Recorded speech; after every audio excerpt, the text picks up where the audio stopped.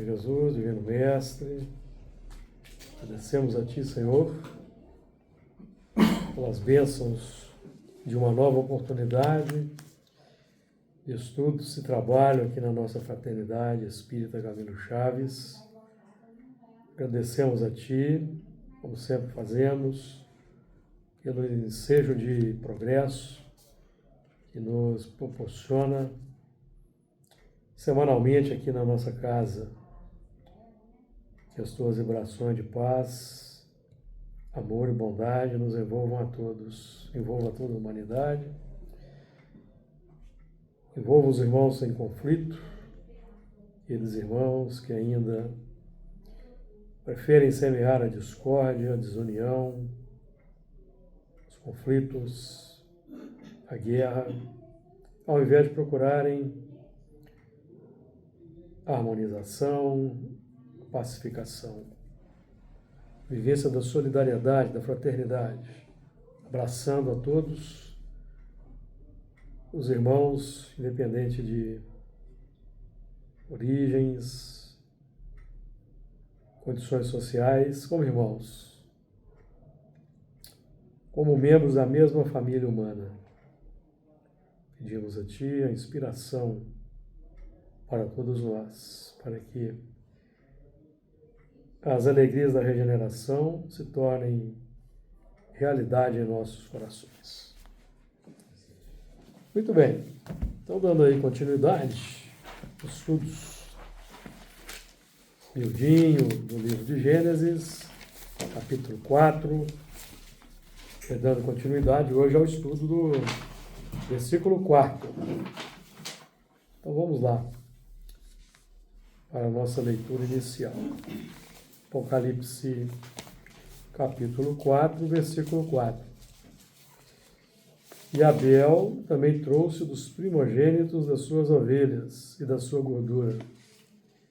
E atentou o Senhor para Abel e para a sua oferta.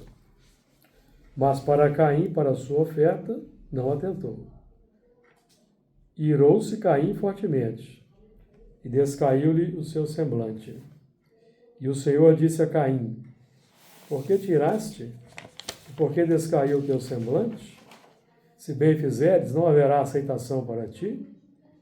E se não o fizeres bem, o pecado jaz à porta, e para ti será o seu desejo, e sobre ele dominarás. E falou Caim com seu irmão, Abel. E sucedeu que, estando eles no campo, se levantou Caim contra o seu irmão Abel e o matou. E disse o Senhor a Caim: Onde está Abel, teu irmão? E ele disse: Não sei, sou eu o guardador do meu irmão? E disse Deus: Que fizeste? A voz do sangue do teu irmão clama a mim desde a terra. E agora maldito és tu, desde a terra, que abriu a sua boca para receber da sua mão o sangue do teu irmão. Então nós estamos aí estudando o versículo 4, capítulo 4, ainda na página 20, tá? Daí na página 20, nós estamos finalizando a página 20. Então vamos lá. Versículo 4. E Abel também trouxe dos primogênitos da sua ovelha, das suas ovelhas e da sua gordura. E atentou o Senhor para Abel e para a sua oferta. Esse primeiro ponto. E Abel também trouxe dos primogênitos das suas ovelhas. Quando trabalhando aí no plano exterior dos acontecimentos da terra naqueles tempos recuados aí, da chegada, da transmigração desses espíritos para a terra. Então nós estamos trabalhando aqui com o grupo que nós chamamos de Abel, que representa aqueles dos que vieram exilados, os que tinham virtudes, mas não queriam praticá-las. Deixavam os desejos predominarem. Então vieram para cá. Por quê? Porque davam preferência para a instintividade. Praticar que os desejos ainda animalizados impunham. Porque quando nós estamos moralizados, os desejos são virtuosos. Quando não moralizados, os desejos são animalizados. Então, esse grupamento veio para cá, tendo conhecimento, são como se fossem os religiosos de hoje. Conhecem Jesus, conhecem os mandamentos, conhecem a lei de amor, mas preferem semear o ódio. E é o que nós vemos no campo do mundo. São os que colocam a Bíblia debaixo do braço, mas odeiam o próximo. Ou os próprios espíritas mesmo, que também não entendem a origem do ódio, não é isso? Qual que é a origem do ódio? Questão 171 do Livro dos Espíritos, que nós aqui estudamos com muita frequência. A questão 171 trata da justiça da reencarnação. Em que se funda o dogma da reencarnação? Kardec, os Espíritos responderam: na justiça de Deus e na revelação, pois incessantemente repetimos: o bom Pai deixa sempre aberta a seus filhos uma porta para o arrependimento. Não te diz a razão que seria injusto privar para sempre da felicidade eterna todos aqueles de quem não dependeu melhorarem-se? Não são filhos de Deus todos os homens? Só entre os egoístas se encontram a iniquidade, o ódio implacável e os castigos sem remissão. Então o egoísmo gera a iniquidade, o ódio e as condenações. Então o egoísmo está na raiz do ódio. O egoísmo é a causa de todos os males. Então, esse grupamento Abel apresentava de modo intelectivo, mentalmente, uma soma de perspectivas positivas. Então já tinham conhecimentos e já concordavam com esses conhecimentos e apontavam para a elaboração de um mundo melhor, que é o trabalho, por exemplo, didaticamente falando, visado por Moisés, melhorar o mundo, e por Jesus. Então, quantos, por exemplo, que ao longo do tempo, convertidos ao cristianismo, no seio da igreja, fomentaram a Inquisição e as Cruzadas? Estamos falando disso. Estamos falando disso. Então, quando nós, principalmente nós espíritas hoje, né? Espíritas hoje, que temos aí o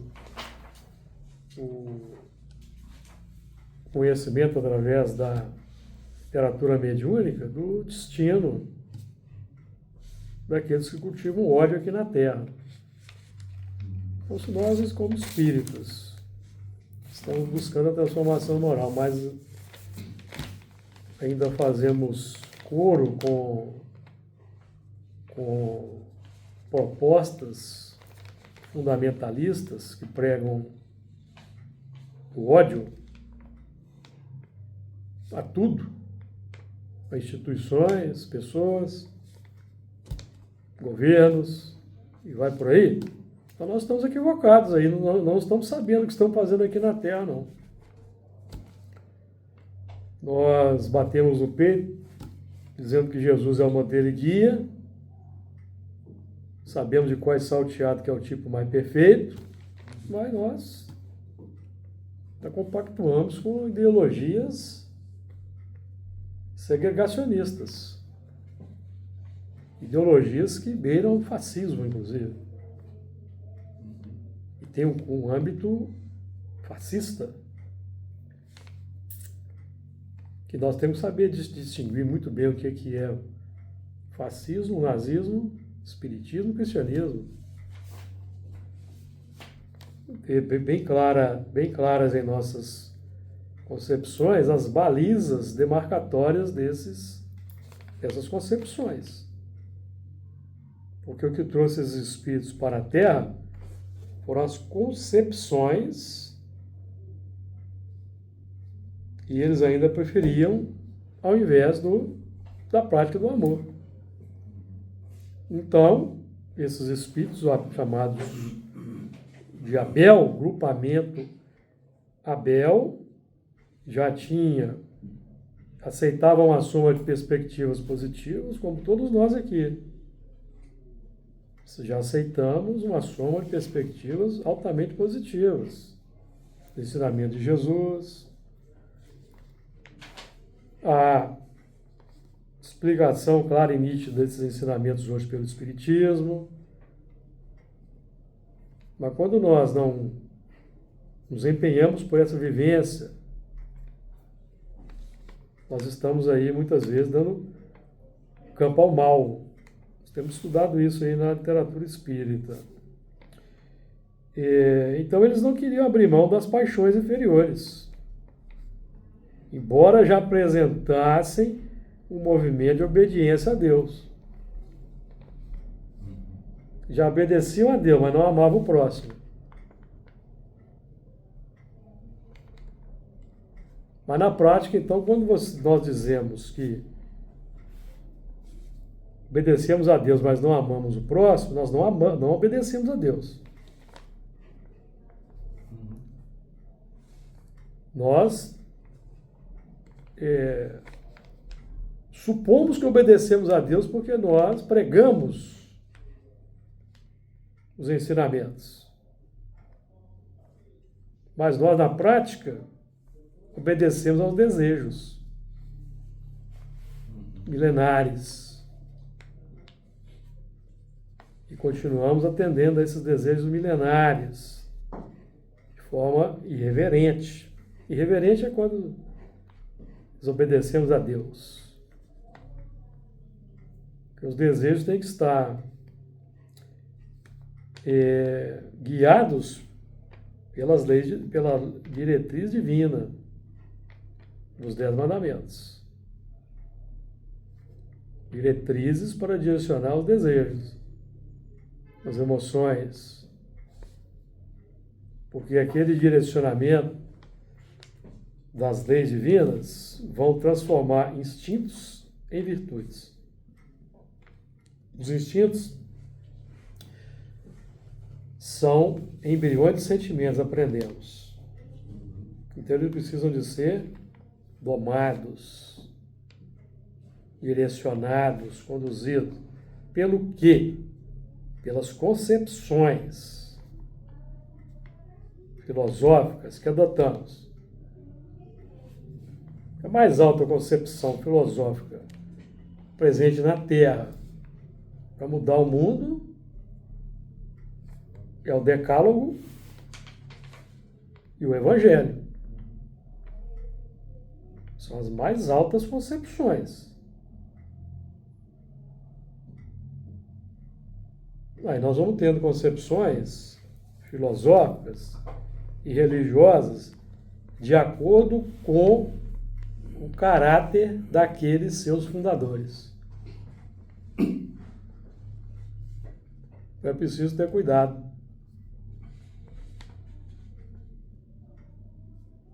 Porque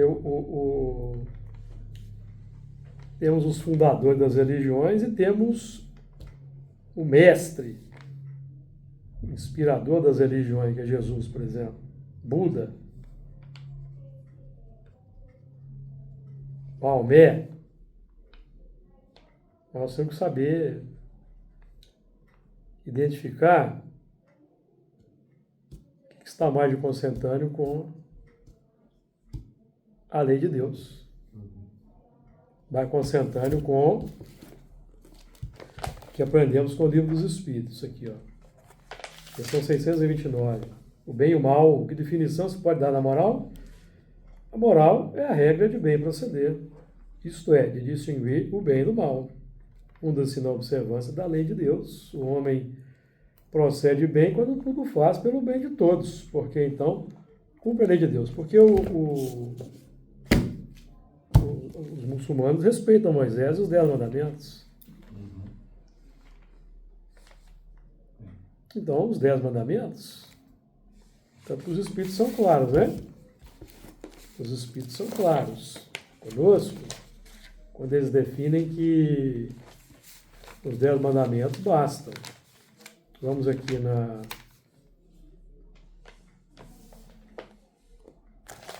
questão que trata das leis aqui, ó, 790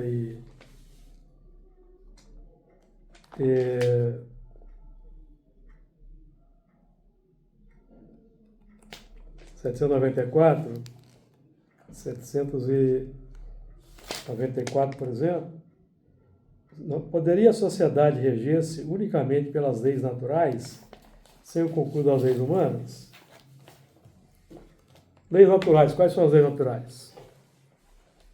Lei de trabalho, sociedade, oração, que é mais não é que a lei de amor, lei de reprodução, lei de igualdade, justiça, amor, caridade. Qual mais? Destruição, conservação. Não é? Falta só uma. Qual que está faltando? Vamos ver aqui no índice? É 794? Vamos recordar aqui. 794? 794. 794. É das leis morais. Adoração, trabalho, reprodução, conservação, destruição, sociedade, progresso. Faltou o progresso. Né? Todas são leis naturais, não são leis de fora para dentro, não. São leis naturais. Que vigoram de dentro para fora. Certo? Vigora de dentro para fora. Lei de adoração é a lei de amor. Lei de amor é a lei de adoração.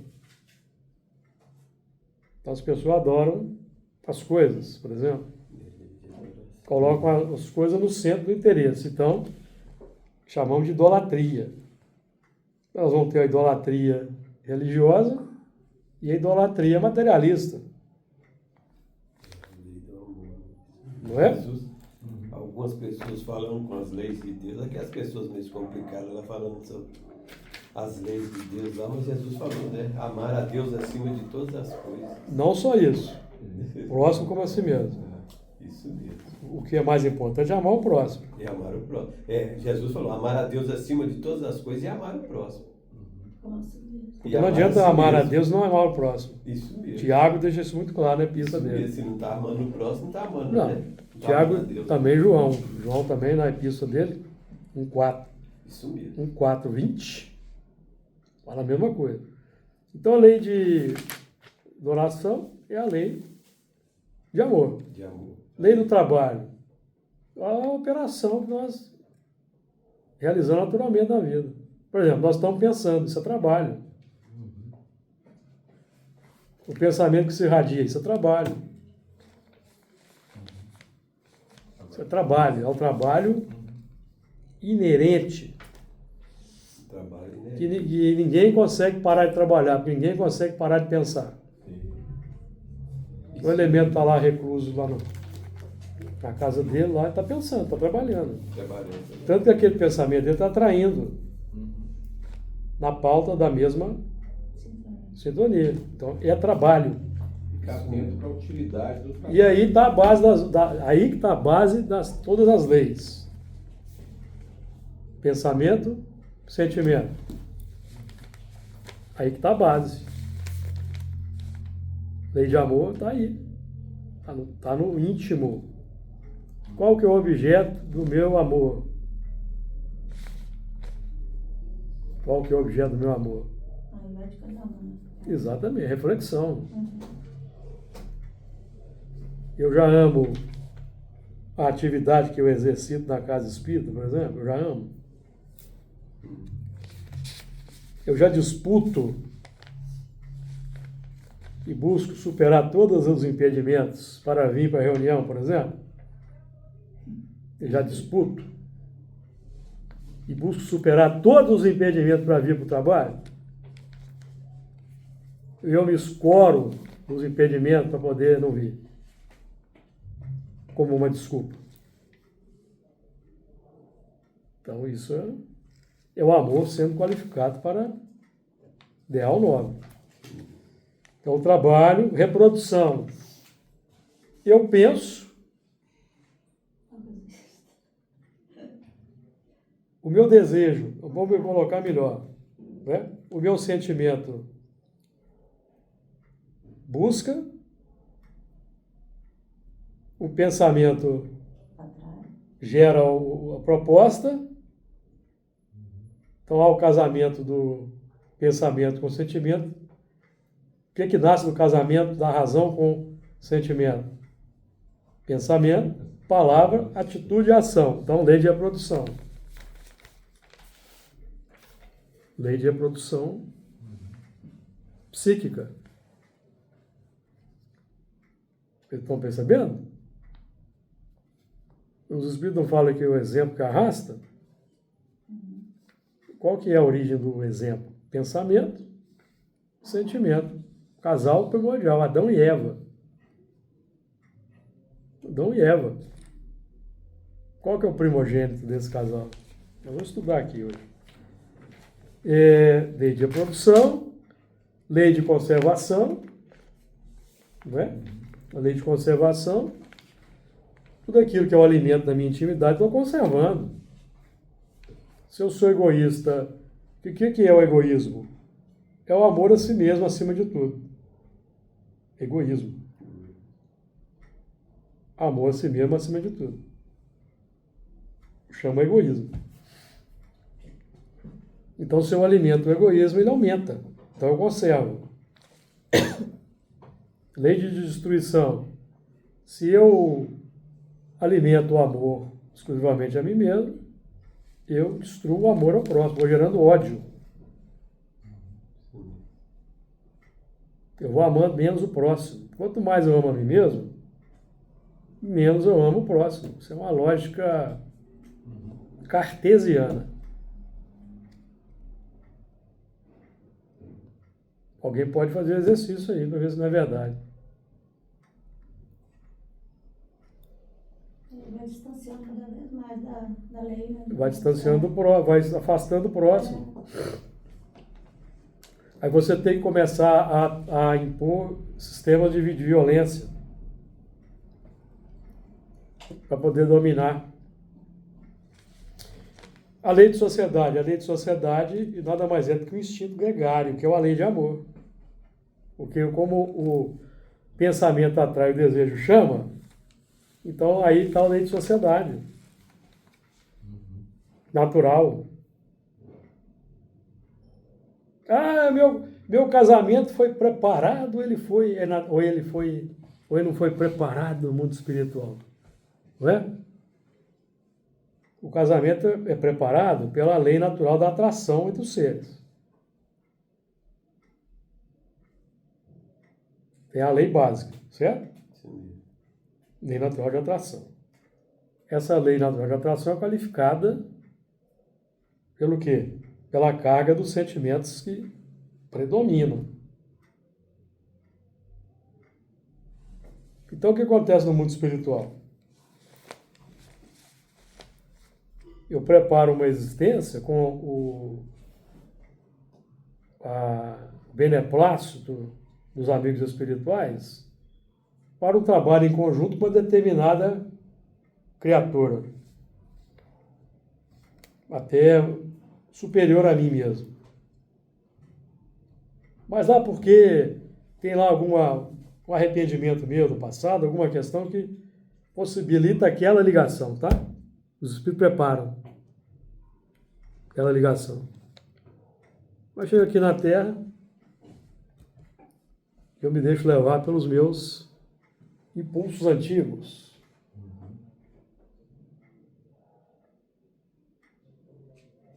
Aí eu posso atrair na pauta da minha carga de qualificador. Aí, nesse caso, o que é que prevalece? No caso, o mal é o seu próprio remédio. Ao invés de eu optar pela misericórdia, que seria uma reencarnação com uma criatura mais avançada, com um trabalho em conjunto, eu preferi seguir os instintos, os impulsos aqui na Terra e atrair alguém que, na verdade, é a quem eu necessito, que vai ser o corrosivo.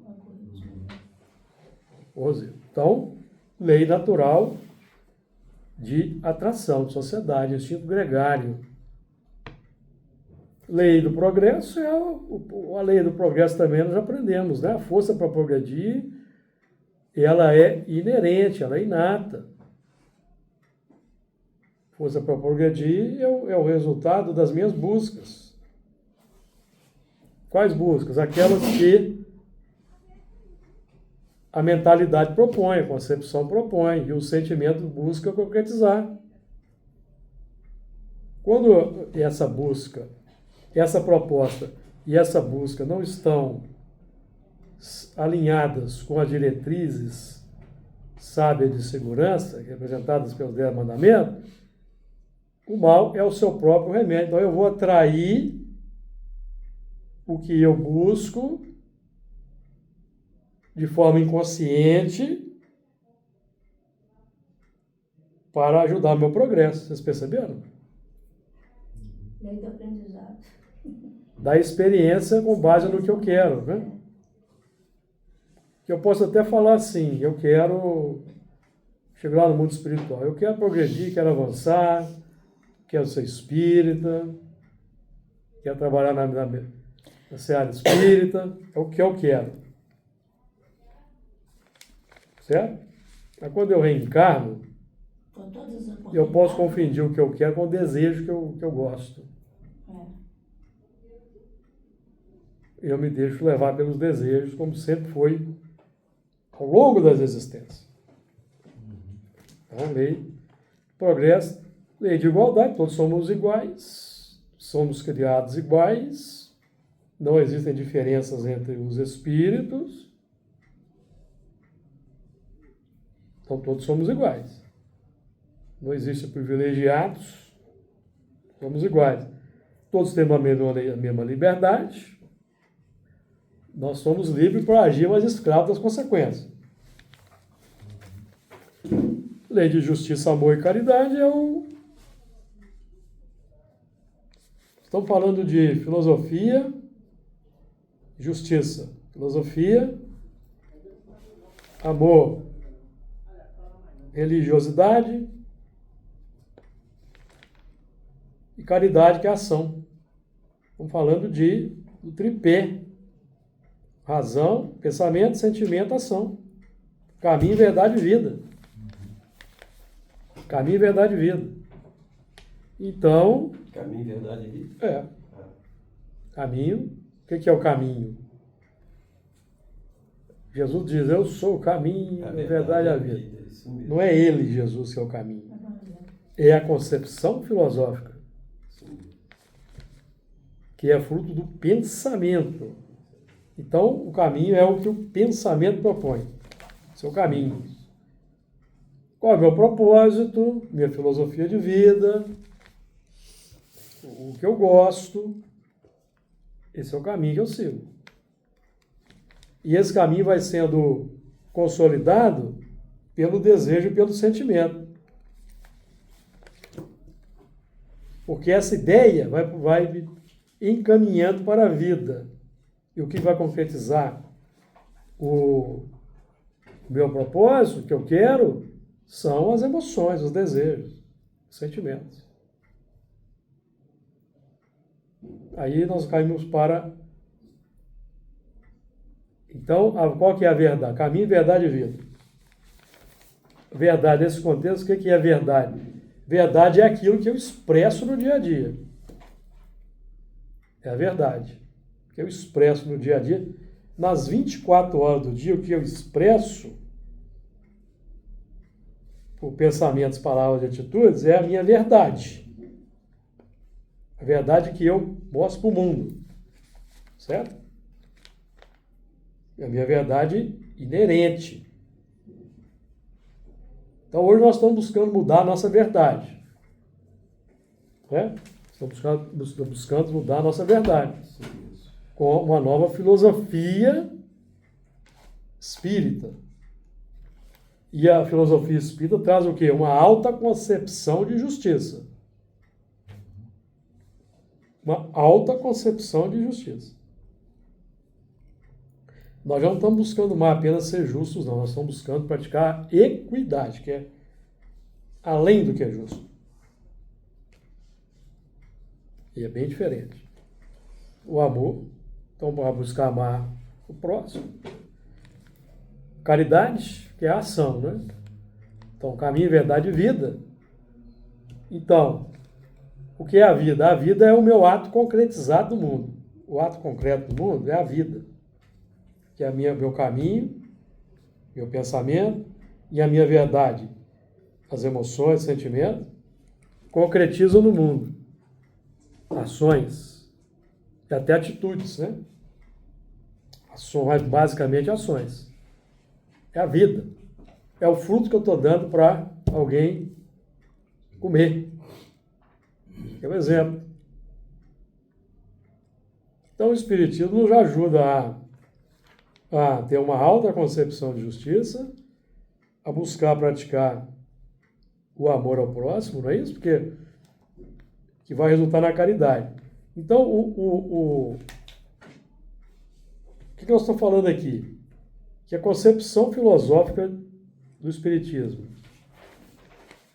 aliada ao amor ao próximo, e a prática, uma prática qualificada do amor na terra, que chamamos caridade, vai ser o guia das leis naturais. Então eu vou empregar, sob a bandeira da noção de filosofia, de espiritismo, de religião e a prática da caridade, a minha capacidade de amar, que é adoração, trabalho. Eu vou trabalhar para concretizar esse tripé. Então, quando eu falo que eu vou trabalhar para concretizar esse tripé, meus pensamentos e meus sentimentos vão estar sob a luz do Espiritismo, para projetar na Terra uma nova ação, uma nova vida. Eu vou procurar reproduzir isso naturalmente, pensamentos, palavras, ações, unindo razão e sentimento, eu vou reproduzir no mundo a concepção espírita. Eu vou conservar isso. Como que eu vou conservar isso? Praticando sempre. Eu conservo. Se eu parar de praticar, eu já não conservo mais. Se eu parar de praticar, eu vou conservar o antigo, que eu sempre fazia anteriormente. E eu conservando isso, eu vou destruir o egoísmo. Vou trabalhar por qualificar a sociedade. Eu vou ser um elemento agregador de novos valores na sociedade, não desagregador, rebelde, inconformado. E prega a dissolução das instituições, destruição das duras conquistas da humanidade. E vou progredir, né? Vou progredir efetivamente, né? Porque o que puxa o progresso é o Meu propósito. Meu propósito é que puxa o progresso. Se meu propósito é um propósito egoístico, eu vou progredir na direção do egoísmo. Consequentemente, o mal vai ser o próprio remédio. Lá na frente, nas encarnações. E assim, nós vamos praticando a igualdade, vamos dando exemplo de uma liberdade iluminada, vamos concretizando, certo? Então, nós estamos falando aqui das leis, né? 794. Poderia a sociedade reger-se unicamente pelas leis naturais, sem o concurso das leis humanas? Sim, se eu conseguisse. Eu já tenho aqui a diretriz sábia para a prática das leis naturais, são os 10 mandamentos. Então, se eu conseguisse praticar os 10 mandamentos, eu não iria me preocupar com leis da sociedade, leis humanas. Porque só as leis, só os 10 mandamentos bastam. É o que está dizendo os Espíritos aqui, ó. Poderia a sociedade reger-se unicamente pelas leis naturais, sem o concurso das leis humanas? Poderia, se todos as compreendessem bem. Ou compreendessem bem o quê? As leis naturais.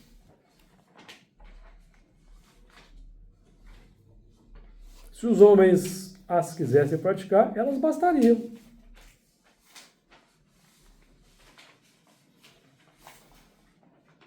Certo? Por que nós não conseguimos praticar os 10 mandamentos? Por causa dos impulsos. Por causa dos desejos.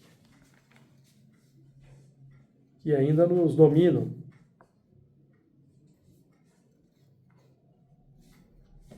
Qual a causa da instabilidade das leis humanas? 795. Nas épocas de barbaria, são os mais fortes que fazem as leis e eles as fizeram para si.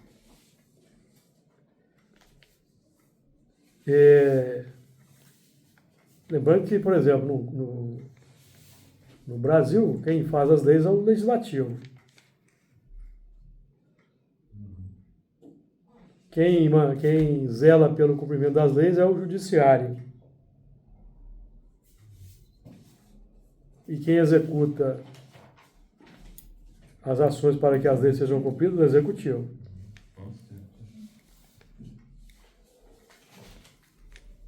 Quem é que fez a Constituição? O legislativo. Quem é que zela para manter a Constituição? O judiciário. Quem é que tem que cumprir a Constituição? O executivo.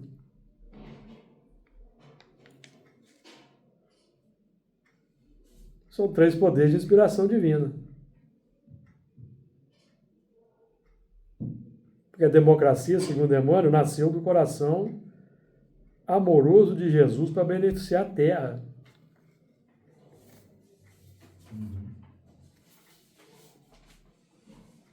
Certo?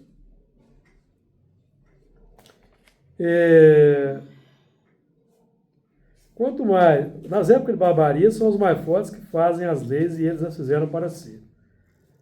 A proporção que os homens foram compreendendo melhor a justiça, indispensável se tornou a modificação delas, das leis bárbaras. Do que ainda temos resquícios. Quanto mais se aproximam da vera justiça, qual que é a vera justiça? Fazer aos homens o que gostaríeis que vos fosse feito. A vera justiça.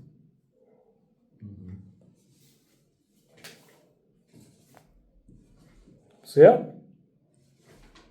Quanto mais se aproximam da vera justiça, tanto menos instáveis são as leis humanas.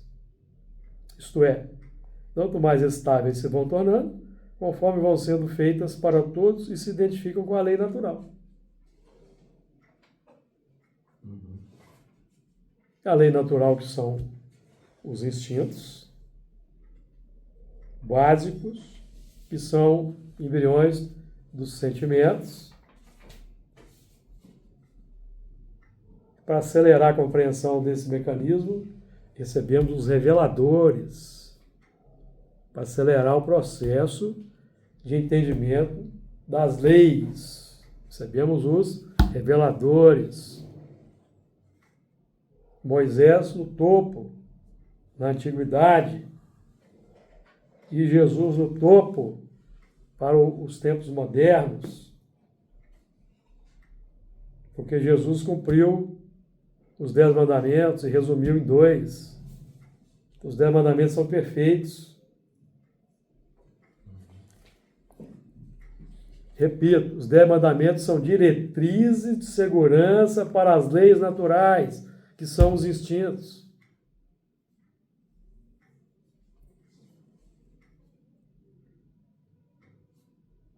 Isso ficou claro, amigos? Os instintos são as leis naturais que nos impelem para as ações. Certo?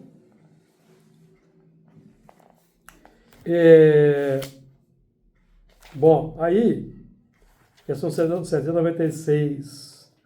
No estado atual da sociedade, a severidade das leis penais não constitui uma necessidade? Uma sociedade depravada certamente precisa de leis severas. Estão vendo, por exemplo, que lá na Suécia, que é um país assim, da Escandinávia, que tem uma alta organização social, invejável comparado com a nossa, está tendo uma onda lá de criminalidade juvenil. Então, o que é o governo... O que eles fizeram? Vão baixar a maioridade para 13 anos, porque para 15 não está dando conta. Não é o que está dito aqui? Ó? Uma sociedade depravada certamente precisa de leis severas. Não é o que está acontecendo? Os espíritos já... Isso aqui é de 1857. Infelizmente tem que ter lei severa para uma sociedade depravada, bárbara. As leis de Moisés também eram, né? O quê? Olho por olho, dente por dente. Não. Também? Não, mas Não, essa é... Não, lei de Moisés, o legislador. É. Porque as pessoas confundem decálogo com lei de Moisés. Não, decálogo são leis divinas. Diretrizes legisladoras divinas. Que vieram de mais alto. Moisés foi o médium. Como o povo era muito bárbaro, ele teve que estabelecer a legislação lá. São 613. Se somando dá 10, né? 6 mais 1 mais 3 dá 10.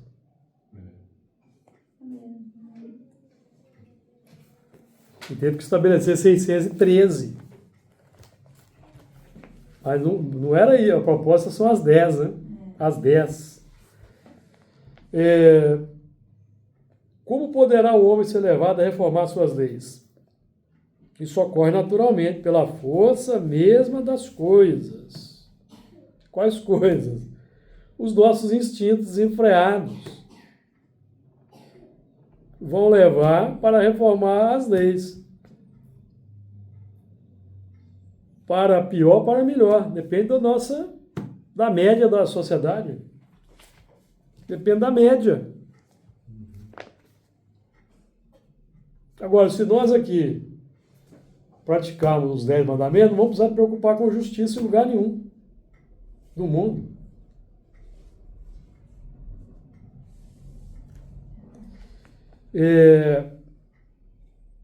Isso ocorre naturalmente pela força mesma das coisas e da influência das pessoas que o guiam na senda do progresso. E aqui, progresso moral, tá? Progresso moral. Muitas já ele reformou e muitas outras reformará. Espera. Bom, então, o Abel, que representa o grupo que veio para a Terra, já tinha conhecimento disso tudo lá no mundo de origem deles, de onde eles vieram. Tá? E é por isso que ele já tinha um grau de obediência a Deus, movimento de obediência a Deus, mas não conseguia ceder a obediência aos desejos, aos instintos antigos. Então fazia ao próximo o que lhe era conveniente. Então veio para a Terra, mundo primitivo.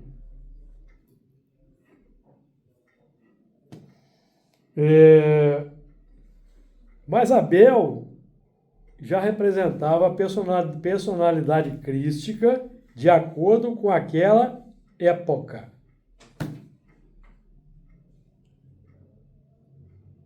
Porque quem era o Abel?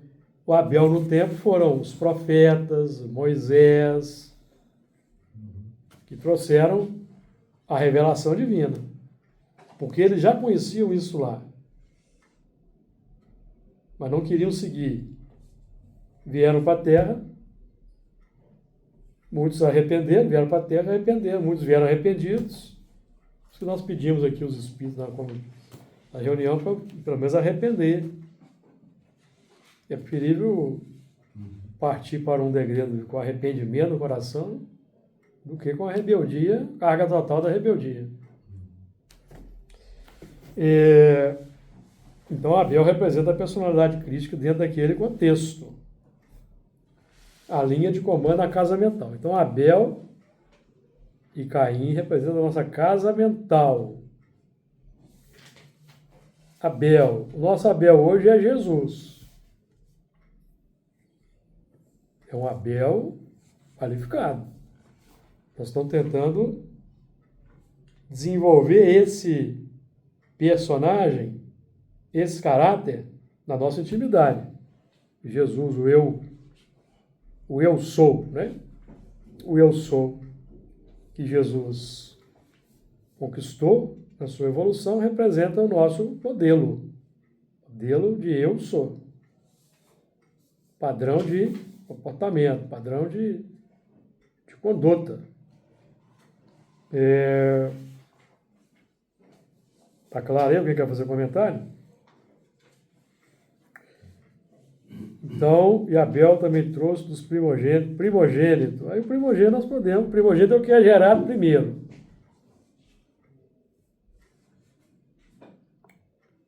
O que é gerado primeiro no processo evolutivo, natural, pela força das coisas, são os instintos.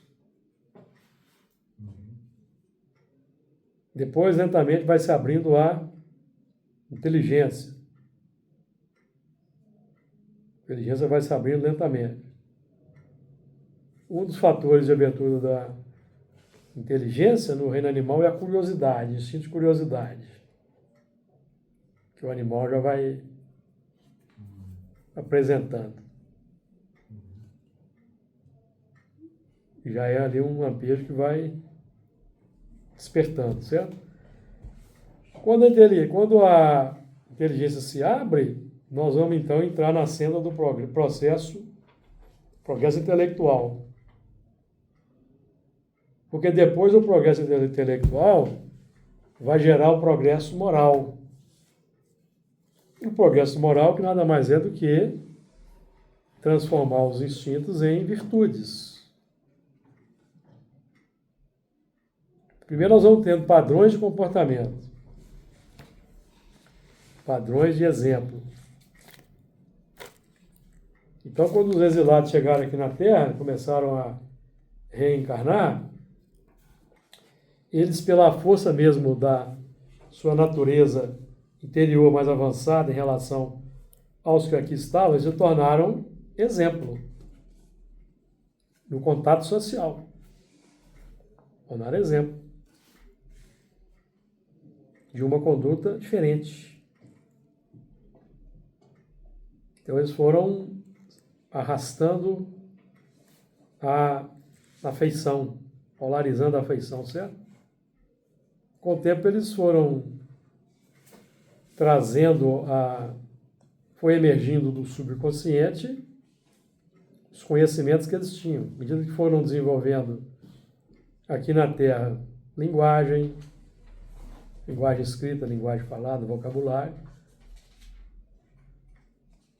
A criação do vocabulário foi permitindo que nomeação das coisas, dar nome aos animais, perceberam? Nomear sentimentos. Aí começaram a desenvolver técnicas de agricultura, desenvolver o arado, a roda, e vai por aí. Então, quando a razão está aberta novamente para reciclagem, chega Moisés com o fator ali de nivelamento. Vou colocar assim, não tem prova de nivelamento em curso de língua?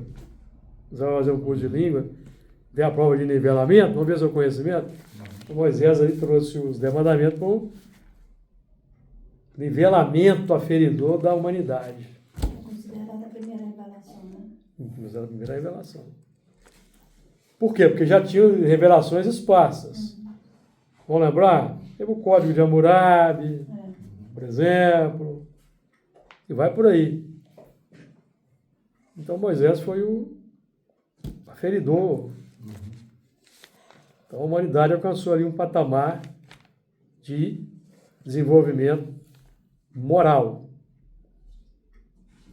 Então, que, como o Espiritismo, né? Moisés traz leis que não foi ele que fez. Não. Né? Não, Veio do alto. do alto. O Espiritismo não fomos nós que criamos. Foi mediúnico. Veio do alto. Mas ele só teve condição de receber do alto porque ele já trazia o conhecimento Anterior a que ele não queria viver nação. lá no mundo de origem. Então, ele já trazia aquele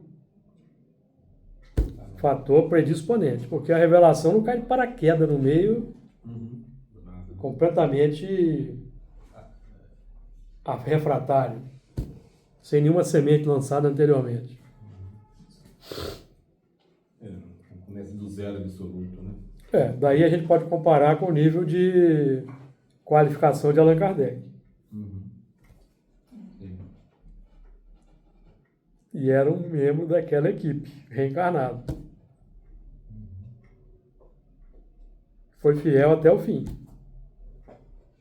Enquanto outros tentaram modificar, tem 4 evangelhos de João Batista Rusteng e outras coisas para modificar. A Kardec foi fiel ao que é o ensino generalizado, concordante. Não teve vaidade, se deixou levar pela vaidade, nem pela ambição.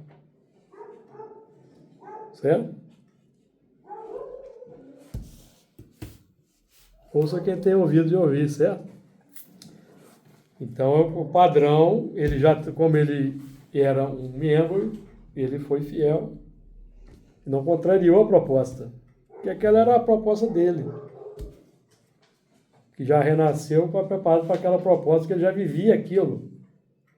Ele já vivia aquilo no coração desde várias existências. Então ele não conspurcou, não conspurcou. Não conspurcou. Então, primogênito. Então, aqui nós estamos aqui buscando identificar, por exemplo, nas nossas atitudes e ações, qual que é o pensamento primogênito. Minha cara amiga Elane. Que desencadeia tudo. Você cai numa esparrela de trânsito, ou de sei lá do quê. Qual foi o pensamento primogênito ali daquela confusão? Não é? Que é o trabalho da vigilância, vigiar. Mas, na verdade, não é o pensamento que nós estamos buscando. É o sentimento que gerou aquele pensamento. Então, sempre tem um sentimento que gera. Então, Abel, ele já tinha esse grupamento espiritual. Abel já tinha uma qualificação para trabalhar no campo da liderança, da condução daqueles espíritos para a verdadeira pastagem da erva verde qualificada. Por isso foi dito que Abel era o quê? Pastor de ovelhas, né?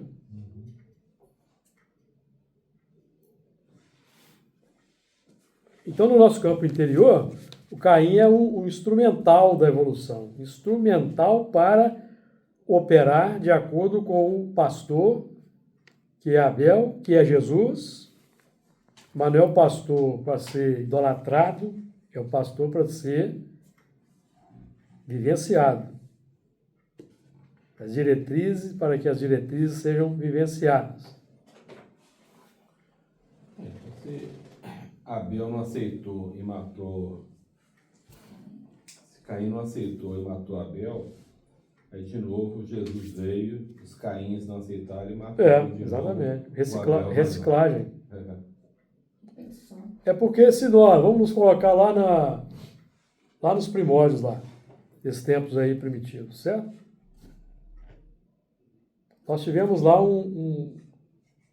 alguém que falou para nós assim, ó, esse caminho aí não é o caminho adequado, não vá por aí não. Que é o símbolo aqui do Deus dizendo para o Adão não comer, para Eva não comer do fruto. Então esse aí, não vai para esse caminho, não, o pai lá que já era certo? Um pai. Pode ser até um exilado, né? Reencarnado, já tinha uma bagagem, então não vai por aí não, porque fala pro filho dele lá. Né? Aí mas o filho não quis saber, não, eu vou porque eu me garanto, eu sou eu e coisa e tal. Então, ou seja, simbolicamente ele matou aquela proposta. Morreu. Então, se esse espírito, ao longo do tempo, ele foi crescendo nessa tônica egoística, então ele isso vai se engrandecendo, vai sofisticando a ideia. Pode se tornar uma grande liderança no mundo, uma mente filosófica, vai propor uma filosofia lamentável na Terra. Tipo fascismo, tipo nazismo, por exemplo. Filosofia destruidora, certo?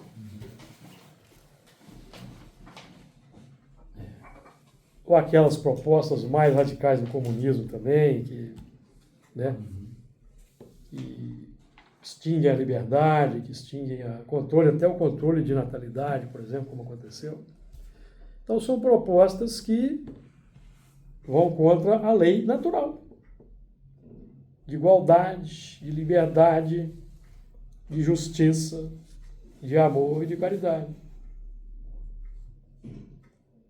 Segundo a concepção que nós aqui já estamos tendo hoje. Mas na Terra, como a Terra é um grupo heterogêneo, temos espíritos bárbaros, semi-civilizados e os mais adiantados, nós que temos esse conhecimento é que temos que ter cuidado com o tipo de proposta que aceitamos e a qual damos campo. E nós já temos aqui a proposta espírita para dar campo na vida. Certo? Bom, nosso tempo esgotou. Na semana que vem nós vamos continuar então aí do 4 ainda, não conseguimos sair do 4. Falar da gordura. Que Jesus nos abençoe.